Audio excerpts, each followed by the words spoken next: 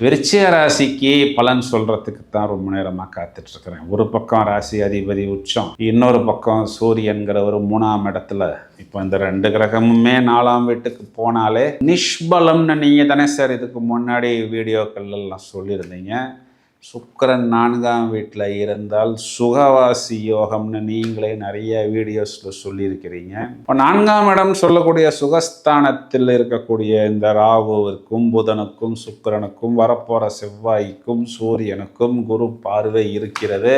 ஏன் பிரதர் விருச்சிக ராசி எங்களுக்கு மட்டும் ஒன்றுமே எதுவுமே இது நாள் வரைக்கும் நடக்கவே இல்லையே?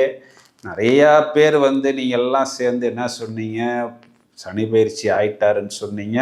இன்னமும் அந்த திருநள்ளாறு கோயிலெல்லாம் இனிமேல் தான் சனி பயிற்சியை கொண்டாட போகிறாங்களாமே. இப்போது அந்த வாக்கிய பஞ்சாங்கம் பிரகாரம் சனி பயிற்சிங்கிறது இன்னும் நடக்கலையோ?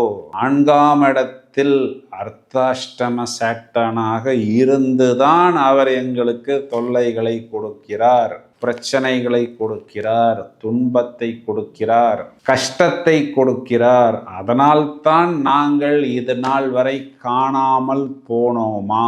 கஷ்டங்களில், துன்பங்களில், துயரங்களில், தோல்விகளில், அவமானங்களில், துக்கங்களில் காணாமல் போன விருச்சிக ராசிக்காரர்கள் எங்களுக்கு என்ன பிரதர் குட் நியூஸ் அப்படின்னா, நீங்கள் நினைப்பது போல் வாக்கிய பஞ்சாங்கம் பிரகாரம் மார்ச் மாதம் சனி பயிற்சி நடக்கிறது. அப்போ அர்த்தாஷ்டம சனி பூரணமாக உங்களுக்கு விலகுகிறது.